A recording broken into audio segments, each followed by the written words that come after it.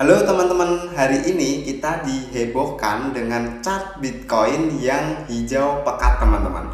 Nah, apa sih yang membuat market itu rebound dari posisi 25.000 dan sekarang berada di angka 26.400? Bahkan tadi itu sempat retest ke exponential moving average 21. Nah, apakah kenaikan Bitcoin kali ini itu ada hubungannya dengan BlackRock ETF ataukah tidak ada teman-teman? Ataukah ini hanya sekedar FOMO dari para whales untuk kembali lagi nanti dihancurkan sebelum dibawa turun jauh ke dasar? Nah, buat kalian yang penasaran bagaimana uang receh itu ngupas untuk semuanya, simak penjelasan uang receh sampai akhir. Dan tentunya buat kalian yang belum subscribe channel uang receh, mari bersama-sama kita dukung channel uang receh dengan klik tombol subscribe-nya. Dan jangan lupa nyalakan ikon loncengnya agar setiap channel Uang Receh itu upload video terbaru, kalian langsung dapat notifikasinya guys.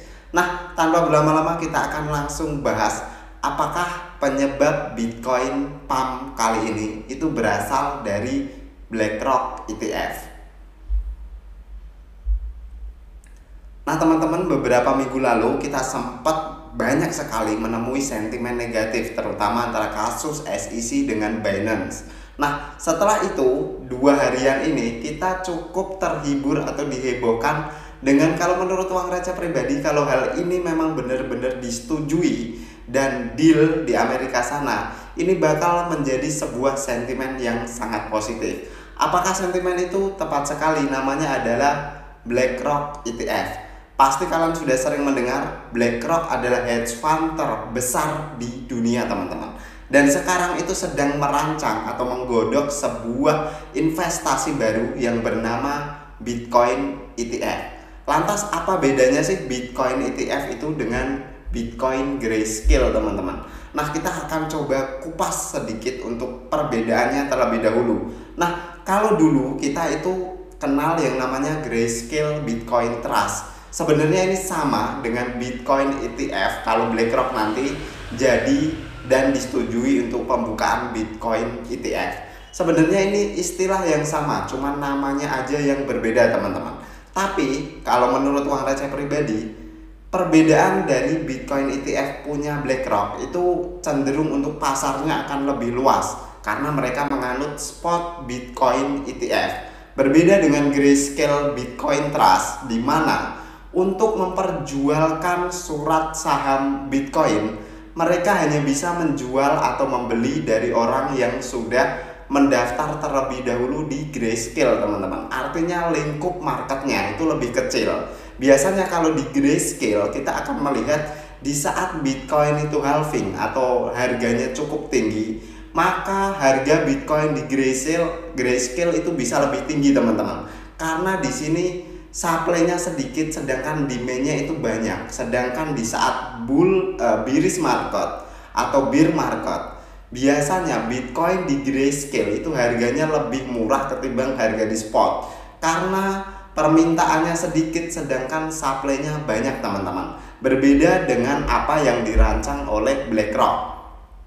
BlackRock akan meluncurkan dan sekarang itu sedang dalam proses pengesahan teman-teman yang namanya Bitcoin ETF Spot. Nah, ini bisa diperdagangkan antar orang teman-teman. Jadi misal uang receh nih kepengen punya atau kepengen beli Bitcoin ETF-nya dari BlackRock, uang receh nggak harus susah payah mencari orang yang mau menjual atau orang yang mau terlebih dahulu terdaftar di Bitcoin ETF-nya BlackRock. Jadi uang receh itu bisa melakukan penawaran langsung ke manajer investasi yang ada di BlackRock, ataupun uang receh menemui orang yang sudah memang memegang untuk Bitcoin ETF-nya itu sendiri. Artinya harganya dari BlackRock Bitcoin ETF ini akan cenderung menempel dengan harga market spot teman-teman. Dan yang pasti kalau menurut uang receh pribadi, baik itu Grayscale ataupun Bitcoin ETF, itu sama-sama di pack dengan satu buah Bitcoin. Artinya jika uang receh itu beli Bitcoin ETF di BlackRock, itu uang receh sama aja punya satu Bitcoin yang disimpan oleh BlackRock, entah itu disimpan di custody milik Coinbase ataukah disimpan di BlackRock sendiri. Nah, menurut uang receh pribadi, kalau uang receh itu punya besok suatu saat punya dana yang cukup besar, kalau uang receh malas lagi melihat candlestick seperti ini, melihat sesuatu seperti ini, secara regulasi juga belum jelas, uang receh akan lebih cenderung memilih untuk membeli Bitcoin lewat BlackRock Bitcoin ETF. Karena apa? Kalau ETF biasanya itu secara regulasi atau secara payung hukum itu lebih jelas teman-teman. Artinya buat kalian yang investor-investor besar nih, yang kepengen punya Bitcoin atau kepengen beli Bitcoin tapi legal, ini adalah salah satu cara yang bisa kalian lakukan, yaitu membeli Bitcoin dari BlackRock berupa Bitcoin ETF. Nah, itu adalah semacam kelebihan dari Bitcoin ETF punya BlackRock, teman-teman. Jadi kalau menurut uang receh pribadi, ini adalah sebuah langkah yang cerdas dari hedge fund seperti BlackRock. Mereka mungkin melihat market kripto, terutama Bitcoin, teman-teman, adalah sebuah market yang suatu saat mungkin bisa menjadi emas digital yang benar-benar bisa melindungi diri kita dari inflasi yang terus-menerus merangkak tiap tahunnya, teman-teman. Nah, selain itu, kalau menurut uang receh pribadi, apakah yang dilakukan dengan BlackRock mendirikan Bitcoin ETF ini berpengaruh terhadap harga di market spot? Kalau kita melihat Bitcoin kemarin sempat drop itu ke kisaran 24.800, dan after itu 2 hari yang lalu kita melihat Bitcoin itu recovery dengan cukup cepat. Dan kita melihat untuk hari ini, teman-teman, first time lagi Bitcoin itu retest ke exponential moving average 21. Meskipun secara candlestick harian ini belum menunjukkan resmi clear breakout dari EMA 21. Ada kemungkinan Bitcoin akan terreject lagi, meskipun ada kemungkinan juga Bitcoin berhasil break MA21 dan menuju ke atas trendline untuk mengetes trendline yang cukup kuat, teman-teman. Dimana kita tahu sebenarnya trendline ini menurut uang receh pribadi itu cukup respect dengan harga pergerakan Bitcoin, baik di bagian atas maupun di bagian bawah untuk trendline-nya. Kita melihat beberapa kali after menyentuh trendline itu, Bitcoin itu kalau menyentuh bagian atas langsung rebound ke atas, dan kalau menyentuh bagian bawah akan rebound ke atas, dan jika menyentuh bagian atas akan rebound ke bawah, teman-teman. Ini artinya ini trendline yang cukup valid menurut uang receh. Bitcoin harus break itu terlebih dahulu sebelum Bitcoin itu menentukan decision mau naik ke atas lagi ataukah mau turun ke bawah, teman-teman. Nah, selain itu menurut uang receh pribadi juga, di sini bukan financial advice ya. Di sini kalau misalkan BlackRock itu nanti disahkan untuk Bitcoin ETF-nya, secara dampak langsung ke market mungkin tidak begitu besar, teman-teman. Kita akan cek dulu demand dari pelanggan BlackRock yang mau berinvestasi di ETF Bitcoin itu cukup banyak ataukah sedikit, teman-teman. Kita akan cek dulu. Kalau memang banyak, kemungkinan besar memang bisa memberikan dampak ke market karena ini BlackRock yang invest.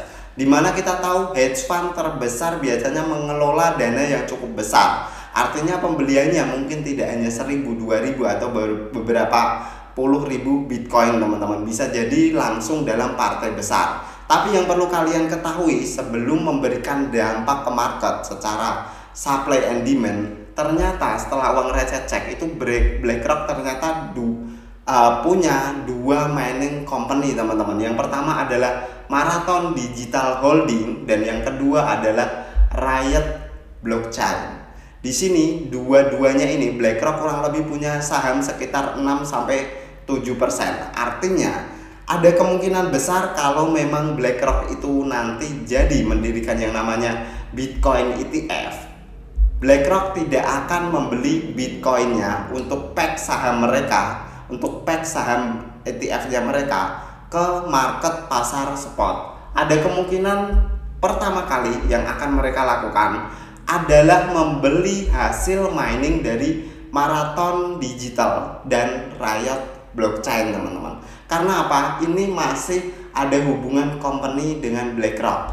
Timbang salesnya atau uangnya itu jatuh ke para investor lain yang tidak ada hubungannya dengan BlackRock, uang receh yakin mereka akan mencoba mencari stok di Marathon Digital terlebih dahulu dan Riot Platform terlebih dahulu sebelum BlackRock benar-benar memutuskan untuk terjun ke pasar spot kalau memang kedua company tersebut tidak mampu menyuplai jumlah Bitcoin yang diinginkan oleh pelanggan mereka. Tapi tetap jika memang hal itu benar-benar disetujui oleh SEC, BlackRock ETF Bitcoin, ada kemungkinan market akan terkena dampak yang cukup impulsif. Karena apa? Di sini kita akan melihat, kita berpandangan sebagai seseorang yang investor retail, teman-teman, dimana kita melihat sebuah hedge fund yang dia mengelola dana investasi terbesar di dunia mau terjun ke kripto. Itu adalah sebuah sentimen positif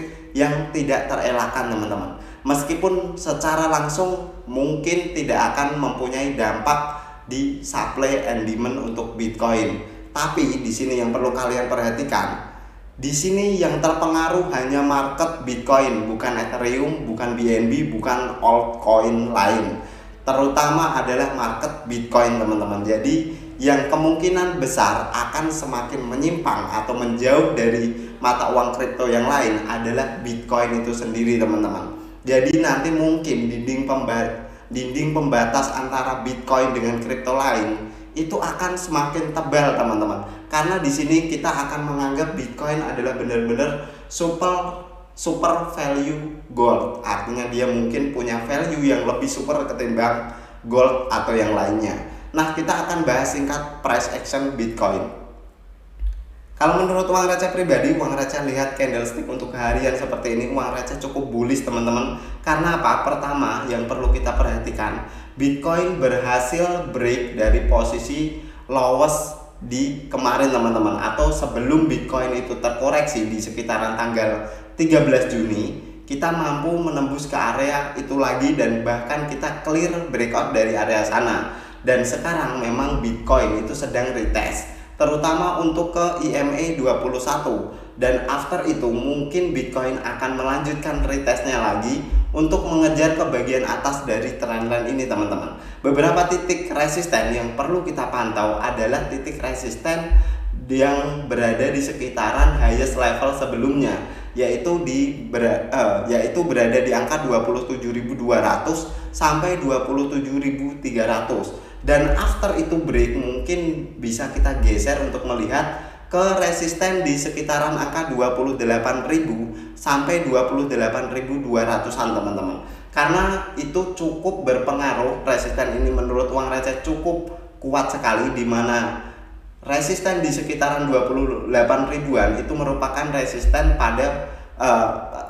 resisten di pergerakan sebelumnya, yaitu di sekitaran bulan April lalu, teman-teman, yang cukup panjang. Kita juga cukup kesusahan untuk melalui resisten itu. Dan after itu titik yang perlu kita pantau adalah di sekitaran level psikologisnya, yaitu di angka 30 ribuan. Memang kalau angka 30.000 sudah break dan berhasil maintain di atas sana, uang receh akan cukup bullish lagi untuk Bitcoin, teman-teman. Tapi beberapa skenario yang sebenarnya uang receh pribadi tidak inginkan itu terjadi di Bitcoin adalah sebenarnya kenaikan kita ini bukan karena BlackRock, tapi karena FOMO, teman-teman. Karena sekali lagi BlackRock ETF Bitcoin itu belum disetujui oleh SEC. Ada kemungkinan ini adalah para whale lain atau para investor lain yang punya dana besar akan memainkan harga Bitcoin untuk dibuat menyentuh ke bagian atas trendline terlebih dahulu, dan after itu bisa jadi akan dibawa turun lagi ke bawah, teman-teman. Di sini mungkin adalah proses penjemputan dari liquidity dan after itu dihajar lagi ke bawah, bisa jadi menyentuh ke level 23 ribuan atau bahkan worst case skenario bisa jadi ke angka 20 ribuan, teman-teman. Nah, kesimpulan dari video ini menurut uang receh pribadi, sampai hari ini, sampai uang receh itu buat video, belum ada keputusan dari SEC soal BlackRock Bitcoin ETF. Artinya hal ini masih digodok mungkin untuk regulasinya dan lain sebagainya. Kurang lebih memerlukan waktu sekitar 45 harian, teman-teman. Dan yang kedua, untuk kesimpulannya, jika memang benar untuk Bitcoin ETF ini disahkan atau dilegalkan oleh SEC, ada kemungkinan itu merupakan sentimen yang cukup positif untuk cryptocurrency, dan mungkin itu adalah awal dari bull market yang sudah lama kita sangat nanti-nanti teman-teman. Nah, sekian dulu untuk pembahasan uang receh pada kesempatan kali ini. Buat kalian yang tertarik, sekali lagi tolong bantu subscribe untuk channel Uang Receh dan infokan ke teman kalian bahwa Uang Receh punya insight yang cukup berbeda teman-teman. Nah, selain itu buat kalian yang belum subscribe, sekali lagi ya, subscribe channel Uang Receh. Thank you for watching till the end. See you on the next video.